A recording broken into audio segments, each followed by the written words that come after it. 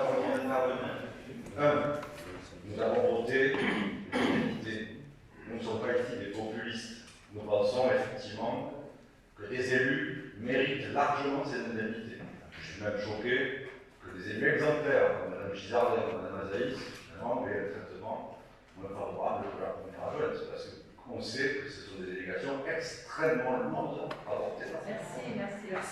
Donc, je ne connais pas encore l'investissement qui sera le vôtre, madame, dans vos prochaines délégations. En tout cas, je veux souligner que, par exemple, lorsqu'on dirige les actions sociales ou l'éducation, c'est du temps, beaucoup de temps, et que ça mérite une indemnité. C'est juste pour montrer à M. le maire qu'il ne s'agit pas de s'attaquer personnel, et au contraire, on veut rendre hommage au travail de certains élus ou certaines élus de la majorité. Ensuite, nous n'avons pas voté les majorations, parce que nous pensons collectivement, c'est pas la gauche, la droite, les gentils, les méchants, que dans la période actuelle, donner des signes de sobriété dans l'utilisation de l'argent public, c'est pas mal.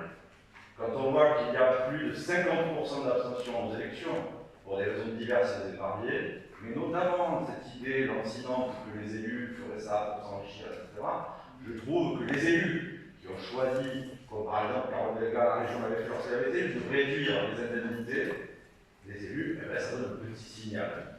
Vous n'avez pas fait ce choix, donc acte. Sur la question des frais de bouche, nous, la proposition que nous vous faisons, en fait, que je fais surtout aux nouveaux élus de la nouvelle majorité, parce que je suis sûr quand même que certains disent, je ne sais pas, politique du protestantisme ou des trucs chez nous Nietzsche, parfois, sur la fluidité, par exemple, les frais de bouche. Les frais de bouche. Ah oui, mais je vous conseille pas que ça. Alors, on va laisser la religion de côté, monsieur le maire, c'est peut-être ridicule. Ah, maintenant, on me traite de ridicule. Oui, je vous traite personnelle. Quand vous parlez du protestantisme. Non, quand je parle d'un grand intellectuel comme Max Weber et d'un grand personnage qui structure la pensée occidentale, je ne parle pas uniquement du protestantisme. Sur les frais de bouche, d'abord, je veux juste attirer l'attention de la presse, qui s'est intéressée à ce sujet dès hier, que vous augmentez vos frais de bouche de 20%. Ils étaient annuellement votés pour une somme de 10 000 euros, et vous avez porté à 12 000 euros. Alors c'est vrai que dans la période, là pour le coup, je ne sais pas ce qui, selon vous, justifie cette augmentation, peut-être l'augmentation du coût de l'être. Moi, je vous dis, voilà, je trouve que si on pouvait garder un débat sur ce sujet-là, ce soir, on peut se dire que, tiens, finalement, cette opposition, elle essaie d'être constructive, elle évite de faire un geste inopportun sur le point symbolique. Et moi, si je fais vous, je retirerai cette délibération. Parce qu'effectivement, vous octroyez en frais de bouche 72 000 euros sur le prochain mandat, ajouté aux 60 000 précédents, c'est-à-dire l'équivalent d'un F3 en centre-ville, encore avec quelques travaux peut-être à faire, il me semble que ça n'est pas, voilà, ça n'est pas conforme à ce que vivent les gens en ce moment aujourd'hui. Vos indemnités cumulées de maire, de président d'agglomération et vos revenus privés, qui sont très au-delà de la norme, ne justifient en rien que vous ayez besoin de recourir à 32,87 euros par jour, non imposable,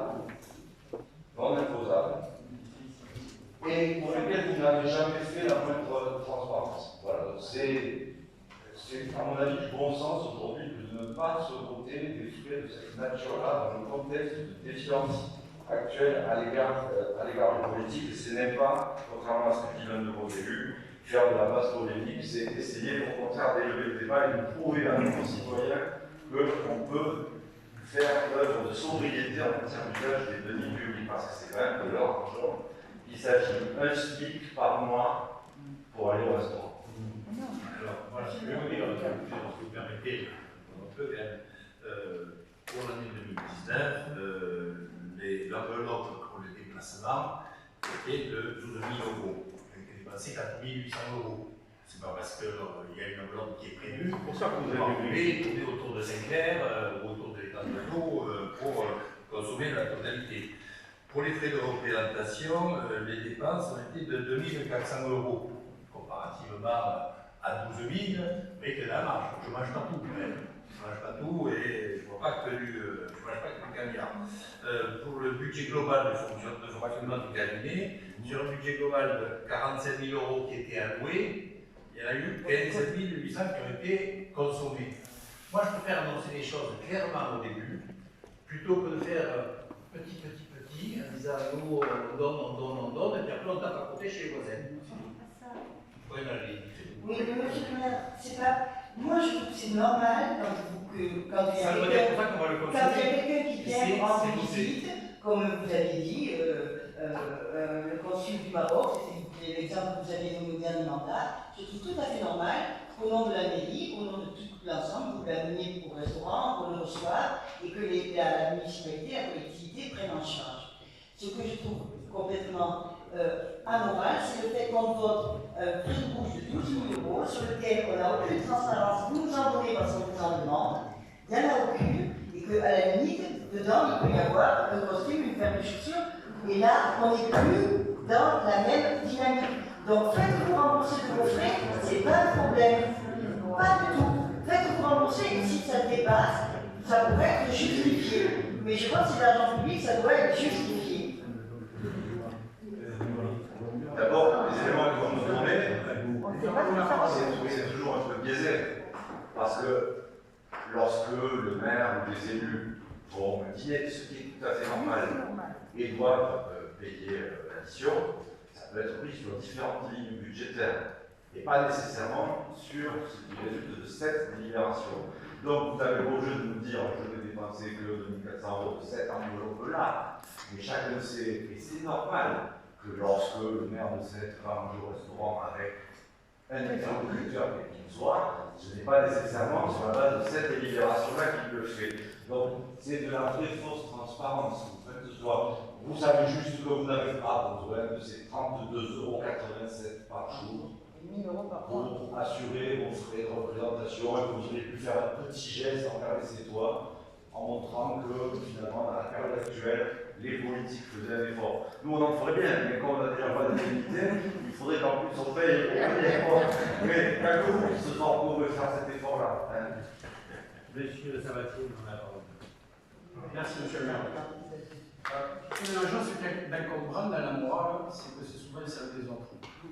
Et en parlant de la vôtre en particulier, c'est très bien d'avoir souligné que monsieur le maire a réussi sa vie, mais il a une carrière politique qui aujourd'hui a 21 ans.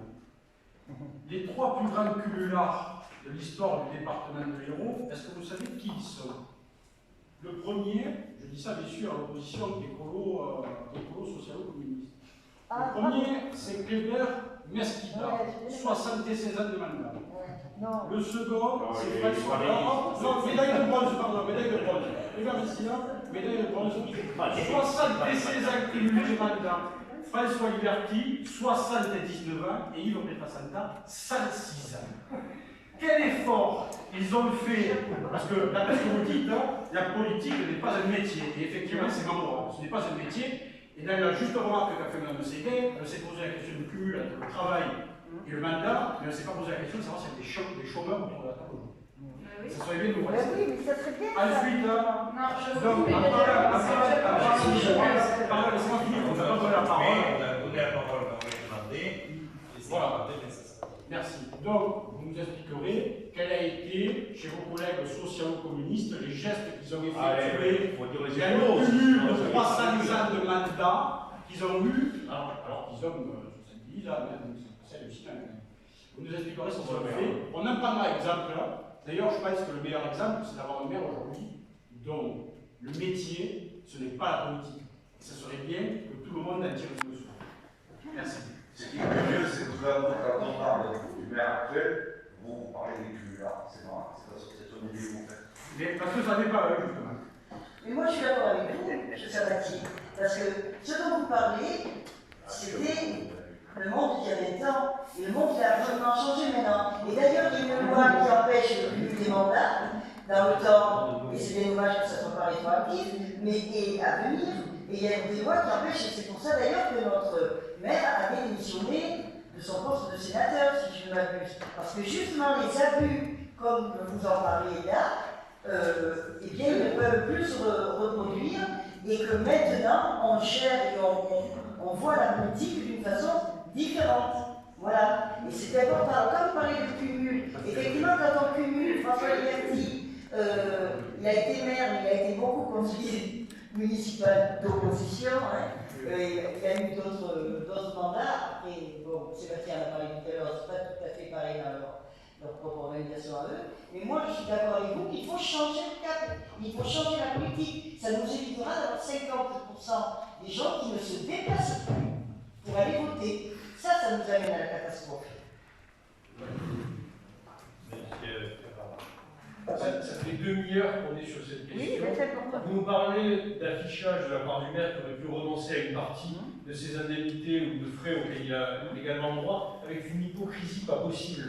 Parce que finalement, c'est vous qu'on entend depuis 2 heures jeter l'opprobre sur des élus qui ont été élus donc par les Sétois, et finalement, en voulant faire les villages effarouchés, c'est vous qui pointez les élus du doigt, et c'est vous qui jetez comme ça le doigt sur les élus. Donc arrêtez, là c'est contre-productif, c'est une hypocrisie sans nom. Non. On est là pour. C'est un lieu de débat. C'est un lieu de démocratie, de débat. Je pense que tout le monde a débat et on peut voter sans âme et conscience. Alors, qui s'abstient? Il y a plus fort. Qui vote contre? Les autres votent pour. Question numéro 11.